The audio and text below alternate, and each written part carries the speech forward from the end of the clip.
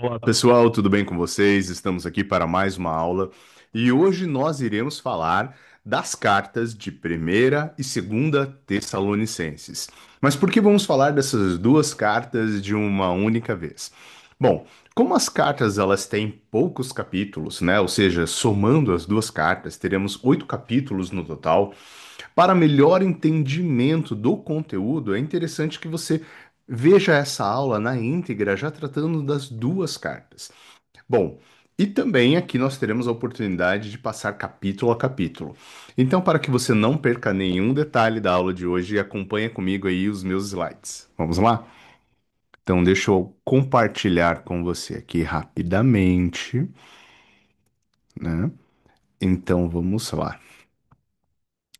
Vamos iniciar então por Primeira Tessalonicenses. O que você não pode perder de vista quando você lê o conteúdo desta primeira carta. Então, em primeiro lugar, é uma carta de ação de graças, de encorajamento, de exortação e informação aos mais novos cristãos gentios em Cristo, né? Quem é o autor da carta? O apóstolo Paulo, acompanhado de Silas e Timóteo, que são seus parceiros de viagem. A princípio, essa é a carta mais antiga que nós temos, né, de Paulo, e ela foi escrita entre 50 e 51 depois de Cristo, enquanto Paulo está em Corinto, né? Essa carta é provavelmente o documento mais antigo no Novo Testamento. Então, veja, essa é a carta mais antiga que nós temos. Bom, qual é o destinatário? Né? Então, seria para os novos convertidos a Cristo em Tessalônia. Como de se esperar, né? A maioria deles é gentil. Nos tempos de Paulo, era a principal cidade da Macedônia. Ocasião, né? O retorno de Timóteo a Paulo e Silas e Corinto. Timóteo havia sido enviado a Tessalônia para ver como estavam os novos cristãos. Então vamos lá.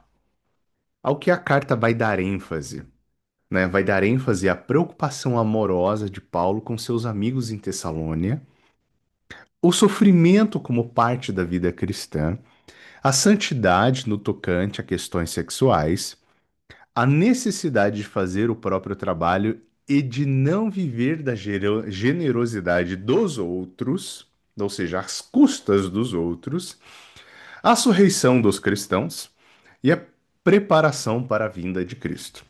Então vamos lá. Então, como eu disse para vocês, como essa carta tem poucos capítulos, teremos o privilégio de passar capítulo a capítulo. Então, como de uma grande prática, Paulo sempre inicia suas cartas de uma maneira bastante respeitosa e com muita gratidão. Então, ali ele identifica, né, a quem está falando na carta. Paulo, Silvano e Timóteo. Diego, quem é Silvano? Apenas esclarecendo. Silvano é Silas. É só aquela troca de nome. Pois muito bem, já partindo aqui para o versículo 6, né? Veja o que Paulo coloca ali depois de agradecer, né, a oportunidade de estar escrevendo, né, para eles. De fato, vocês se tornaram nossos imitadores e do Senhor. Apesar de muito sofrimento, receberam a palavra com alegria que vem do Espírito Santo, e assim tornaram-se modelo para todos os crentes que estão na Macedônia e na Acaia. Porque, partindo de vocês, propagou-se a mensagem do Senhor da Macedônia e na Acaia. Não somente isso, mas também por toda parte tornou-se conhecida a fé que vocês têm em Deus. O resultado é que não temos necessidade de dizer mais nada sobre isso, pois eles mesmos relatam de que maneira vocês nos receberam, como se voltaram para Deus, deixando os ídolos a fim de servir ao Deus vivo e verdadeiro, e esperar dos céus a seu Filho, a quem ressuscitou dos mortos, Jesus, que nos livra da ira que há de vir. Então, essa é uma boa introdução, né, desta carta. Mas aqui Paulo então vai começar a falar sobre o ministério, né, o ministério dele, né? Então, Ali no versículo 9, no capítulo 2, ele inicia dizendo: Irmãos, certamente vocês lembram do nosso trabalho esgotante e da nossa fadiga. Trabalhamos noite e dia para não sermos pesados a ninguém, enquanto lhes pregávamos o Evangelho de Deus. Tanto vocês como Deus são testemunhas de como nós nos portamos de maneira santa, justa e irrepreensível entre vocês, os que creem. Então veja, por que que Paulo está falando disso? Por que que Paulo ele já está preparando basicamente as pessoas para falar assim, olha, eu sei que dentro de vocês tem pessoas que não se esforçam, estão ociosas. Então aqui ele está falando do modelo que ele estava apresentando, que era um modelo santo, justo e irrepreensível, que não dependia de ninguém, que não era pesado para ninguém. Já lá no versículo 17, nós, porém, irmãos, privados da companhia de vocês por breve tempo em pessoa, mas não no coração, esforçamo-nos ainda mais para vê-los pessoalmente, pela saudade que temos de vocês.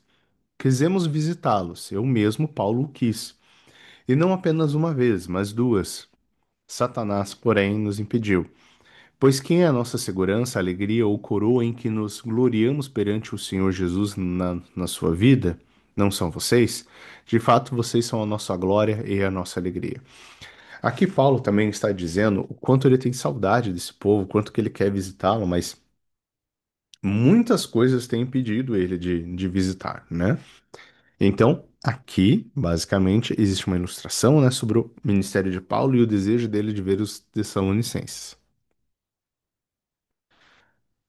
Bom, então, aqui, já entre os capítulos, né, 2 e 3, por isso, quando não pudermos mais suportar, achamos por bem permanecer sozinhos em Atena.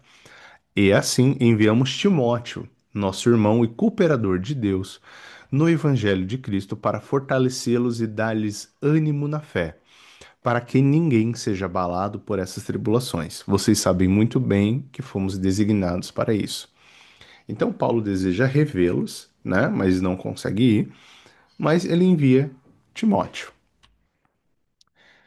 Ainda no capítulo 3, as boas notícias trazidas por Timóteo. Então, versículo 6. Agora, porém, Timóteo acaba de chegar da parte de vocês, dando-nos boas notícias a respeito da fé e do amor que vocês têm. Ele nos falou que vocês sempre guardam boas recordações de nós, desejando ver-nos, assim como nós queremos vê-los. Por isso, irmãos, em toda nossa necessidade e tribulação, temos bom ânimo a seu respeito, por sabermos da sua fé, pois agora vivemos, visto que vocês estão firmes no Senhor. No versículo 9, como podemos ser suficientemente gratos a Deus por vocês? Por toda a alegria que temos diante dele por causa de vocês? Noite e dia, com perseverança, oramos para que possamos vê-los pessoalmente e suprir o que falta à sua fé. Então veja, basicamente Timóteo traz boas notícias e isso alegra muito o coração, né? Então veja, Paulo está mostrando uma grande gratidão pelo amor que ele tem visto, né, ali nesses Tessalonicenses. Mas aqui, no capítulo 4, né, agora ele começa uma nova instrução, vivendo para agradar a Deus, né? Então, o que Paulo vai dizer a este povo que a princípio, né, estava, digamos assim, agradando bastante, né? Quanto mais, irmãos, já os instruímos acerca de como viver a fim de agradar a Deus. E de fato, assim vocês estão procedendo. Agora lhes pedimos e exortamos no Senhor Jesus que cresçam nisso cada vez mais. Então vejam só. Aqui eu quero que vocês entendam muito bem. A igreja de Tessalônia estava fazendo muitas coisas legais, mas precisava ainda amadurecer um pouco mais. Precisava, digamos, crescer espiritualmente mais. A vontade de Deus é que vocês sejam santificados. Abstenham-se da imoralidade sexual. cada um saiba controlar o próprio corpo de maneira santa e honrosa, não com paixão de desejo desenfreado, como os pagãos que desobedecem a Deus. Porque Deus não nos chamou para a impureza, mas para a santidade. Portanto, aquele que rejeita essas coisas não está rejeitando o homem, mas a Deus, que lhes dá o seu Espírito Santo. Basicamente, dando um contexto, nesta época, a prostituição era algo bastante forte, mas não somente a prostituição, mas como a promiscuidade num geral, né? Então, aqui Paulo está dizendo para eles: abstenham-se disso, porque ao sucumbir à carne, o Espírito Santo de Deus não é aquilo que prevalece em você. Não tem como o Espírito Santo habitar em meio ao pecado, né? Então, por isso ele coloca aqui que ao sucumbir o pecado, você está rejeitando a Deus, você está rejeitando o Espírito Santo. Então, abstenha-se disso.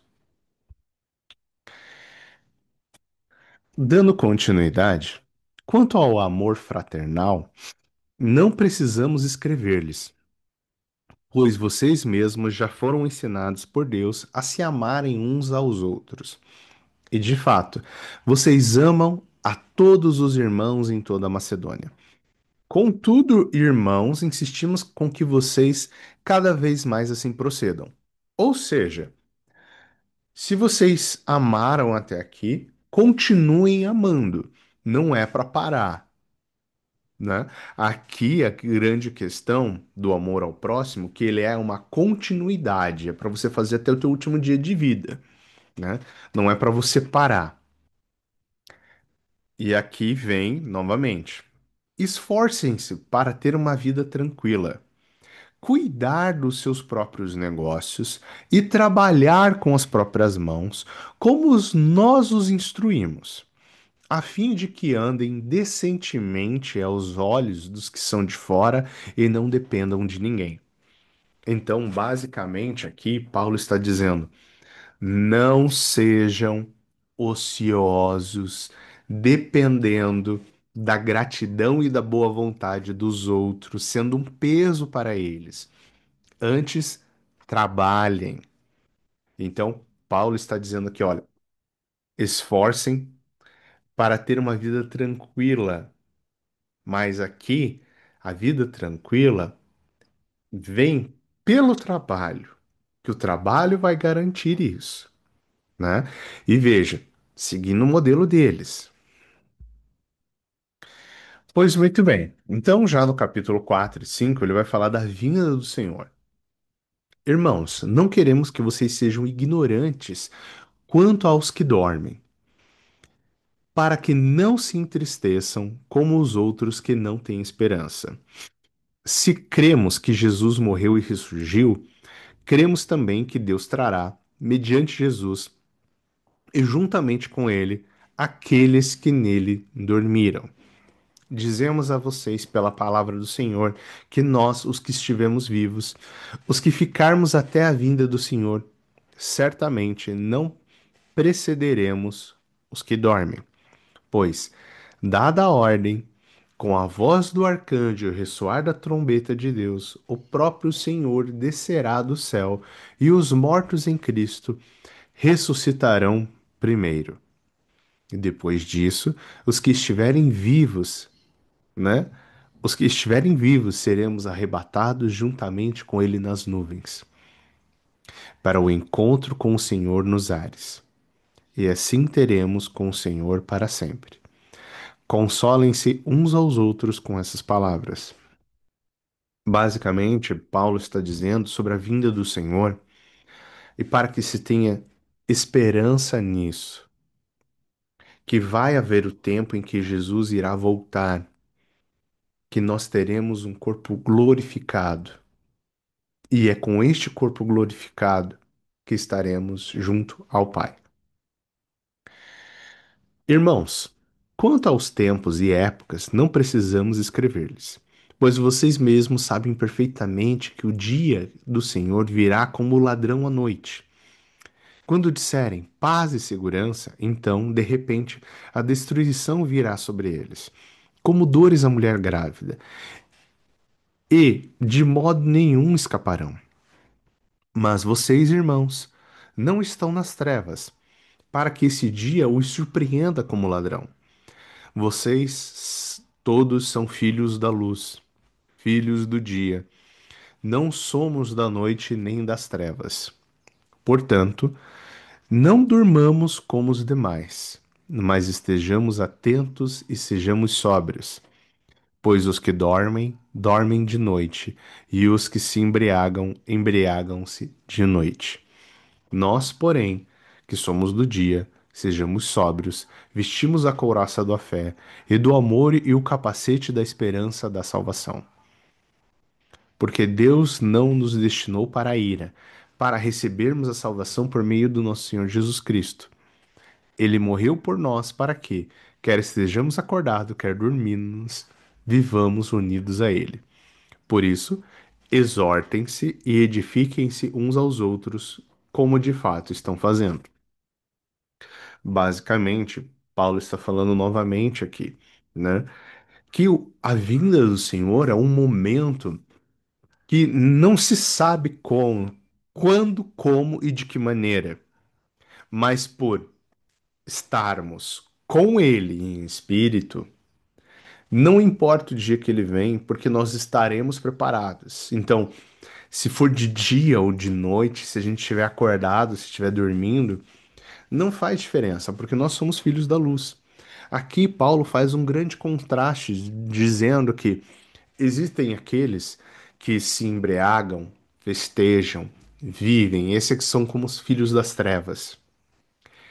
E basicamente, os filhos da luz têm a ver com a sobriedade, com a fé, com a esperança e com a salvação. Esse é o contraste. Os filhos de Deus são os filhos da luz. Aqueles que não obterão a salvação são como os filhos das trevas.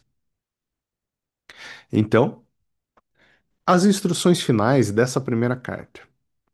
Agora, irmãos, lhes pedimos que tenham consideração para os que se esforçam no trabalho entre vocês, que os lideram no Senhor e os aconselham.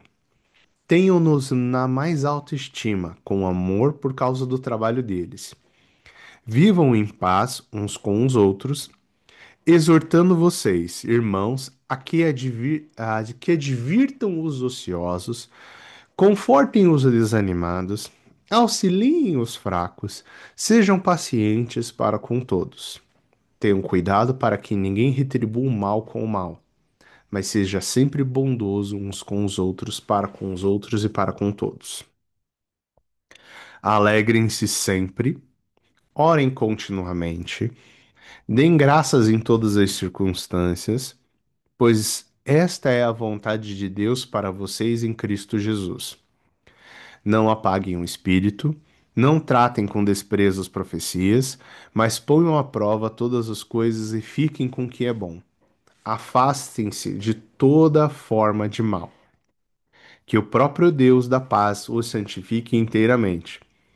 Que todo o espírito, alma e corpo de vocês seja conservado irrepreensível na vinda do nosso Senhor Jesus Cristo. Aquele que os chama é fiel e fará isso. Irmãos, orem por nós. Saúdem todos os irmãos com beijo santo, responsabilizando-os diante do Senhor para que esta carta seja lida a todos os irmãos. Graça de nosso Senhor Jesus Cristo seja com vocês. Então, nessas instruções finais, Paulo basicamente repete tudo aquilo que ele havia dito anteriormente, né? Então, veja, ter amor, exortar aqueles que precisam, auxiliar os fracos, ser paciente e evitar o mal, ser bondoso, né? Então, dessa forma, ele fecha a primeira carta. Mas agora nós vamos para a segunda carta e você vai ver o quão importante é você ler meio que, digamos, elas bem sequenciadas, né? Então, quando você vai para a segunda carta, o que você não pode perder de vista?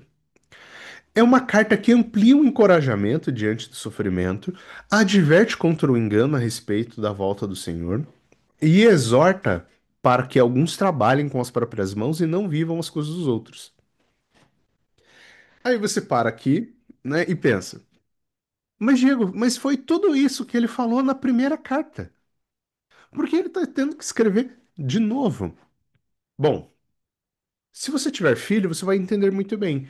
Muitas vezes não é na primeira vez que você, ao exortar o seu filho, ele entende.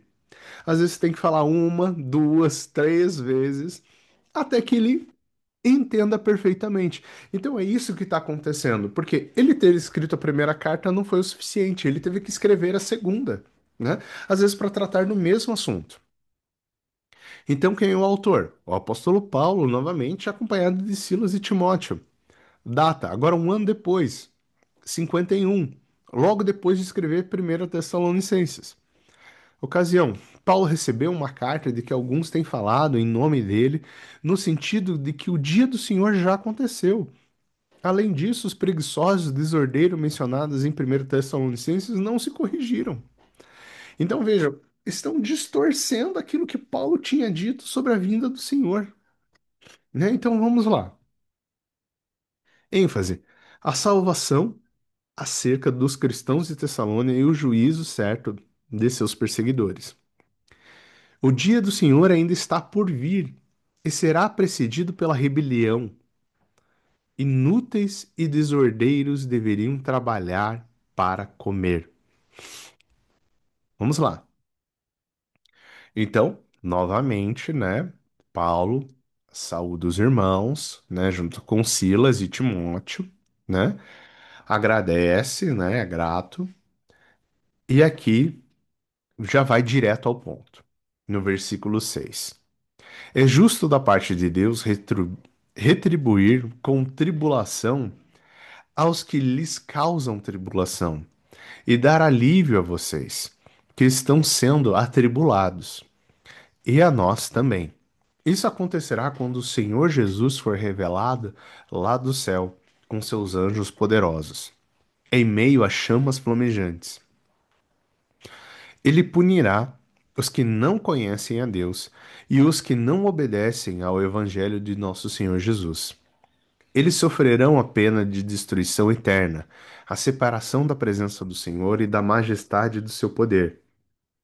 Isso acontecerá no dia em que ele vier para ser glorificado em seus santos e admirado em todos os que creem, inclusive vocês que creram em nosso testemunho. Conscientes disso, oramos constantemente por vocês, para que o nosso Deus os faça dignos de vocação e com poder cumpra. Então veja, aqui ele já chega dizendo que o dia do Senhor ainda não aconteceu, que ainda irá acontecer. Aqui, no capítulo 2, o tema é o homem do pecado. Então veja, aqui vai ter uma boa exortação. Irmãos, quanto à vinda do nosso Senhor Jesus Cristo e o nosso reencontro com ele, rogamos a vocês que não se deixem abalar nem alarmar tão facilmente, quer por profecia, quer por palavra, quer por carta supostamente vinda de nós, como se o dia do Senhor já tivesse chegado. Então, atenção, não chegou não. E Paulo ainda fala assim: pare de acreditar em qualquer coisa que você lê por aí. Será que isso serve pra gente ainda hoje? Eu acho que serve. Não, não deixem que ninguém os engane de modo algum. Antes, daquele dia virá a apostasia, e então será revelado o homem do pecado, o filho da perdição. Este se opõe e se exalta acima de todo que se chama Deus ou é objeto de adoração, a ponto de assentar-se no santuário de Deus, proclamando que ele mesmo é Deus. Não se lembram de que quando eu ainda estava com vocês costumava falar dessas coisas? E agora vocês sabem o que está detendo para que seja revelado no seu devido tempo. A verdade é que o ministério da iniquidade já está em ação, restando apenas que seja afastado aquele que agora o detém. Então será revelado o perverso, a quem o Senhor Jesus matará com o sopro de sua boca e destruirá pela sua manifestação da sua vinda. A vinda desse perverso é segundo a ação de Satanás, com todo o poder, com sinais e com maravilhas enganosas. Ele fará uso de todas as formas de engano e injustiça para que os que estão perecendo, por enquanto, rejeitem o amor, a verdade que os poderia salvar. Então, a intenção desse perverso seria corromper, né, uma sociedade, afastando os cristãos da salvação. Então, veja, aqui Paulo está sendo enfático, que haverão coisas que acontecerão antes do retorno de Jesus. Essa carta, ela é importante pelo seguinte, ela não é uma carta apocalíptica, mas ela é uma carta de orientação, né, para que as pessoas entendam, olha, não aconteceu, não aconteceu. Jesus não voltou ainda. Não se engane tão facilmente. Existem outras coisas que acontecerão antes da vinda do Senhor Jesus. Então esteja atento para que você não se perca. Então aqui ele ora, né? Por essa razão, Deus lhe envia um poder sedutor, a fim de que creiam na mentira, sejam condenados todos os que não creram na verdade, mas que tiveram prazer na injustiça. Mas nós devemos sempre dar graças a Deus por vocês, irmãos amados pelo Senhor, porque desde o princípio Deus os escolheu para serem salvos mediante a obra santificadora do Espírito e a fé na verdade. Ele os chamou para isso por meio do nosso Evangelho, a fim de que a fim de tomarem posse da glória de nosso Senhor Jesus Cristo. Portanto, irmãos, permaneçam firmes e apeguem-se às tradições que lhes foram ensinadas, quer viva a voz, quer por carta nossa.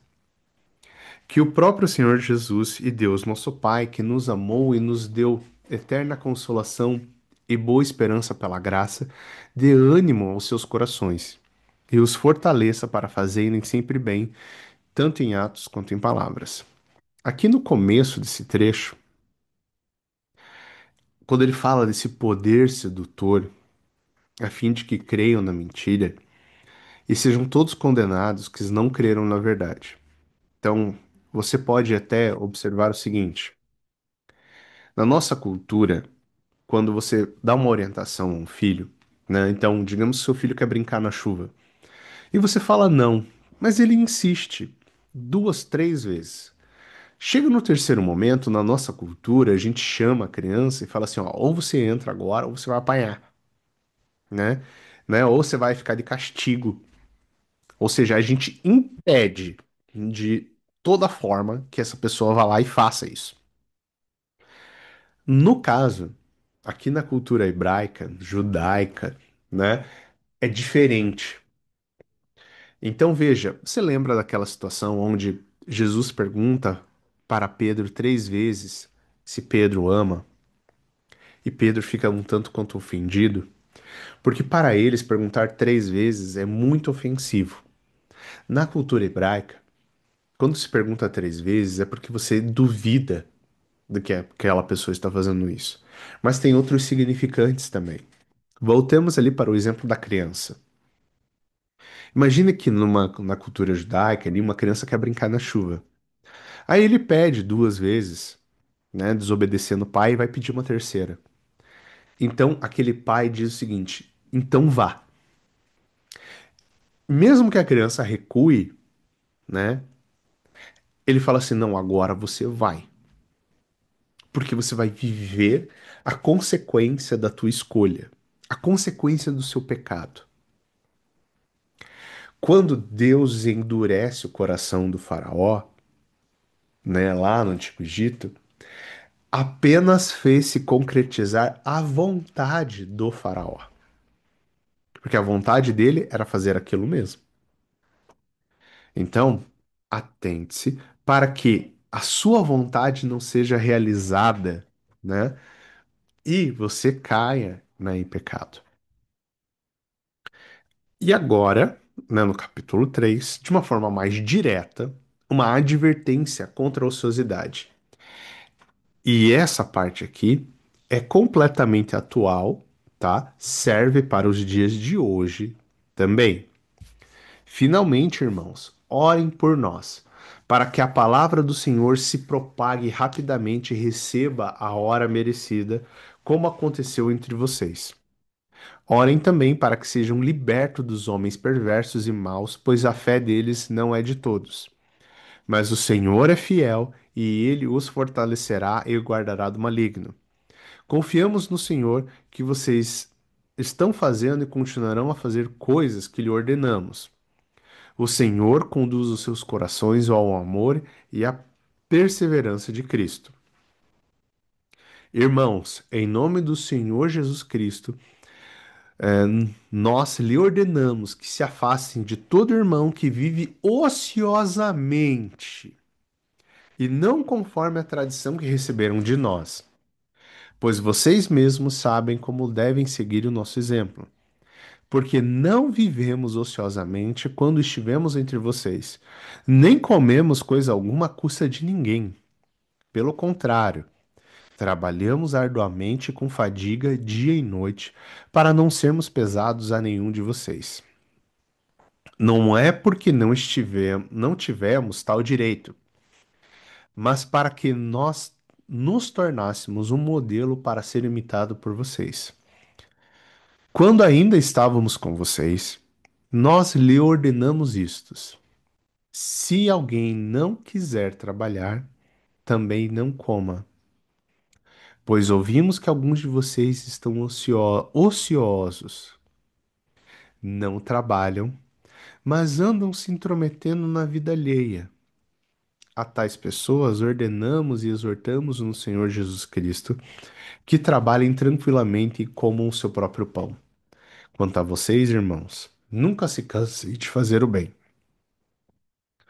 Se alguém não obedecer a nossa palavra por esta carta, marquem-no e não se associem com ele, para que sinta-se envergonhado. Contudo, não o considerem como inimigo, mas chamem a atenção dele como irmão. Aqui o grande cuidado é: não se torne uma pessoa ociosa que depende dos outros, que é um peso para os outros. Não seja um ocioso, mas antes trabalhe, esforça-te. Então veja, muitas vezes a gente olha para algumas pessoas e vê que essa pessoa ela tá acomodada, ela tá encostada. Aqui cabe a exortação em amor, não o repúdio. Quando aqui fala para que você não se associar a esta pessoa, é para que você não tenha o mesmo comportamento que o dela, para que ela perceba que o comportamento dela é que é desajustado. Porque se essa pessoa ganha companheiros na causa dela, torna-se normal. Então, aonde existe um trabalhador e 10 ociosos,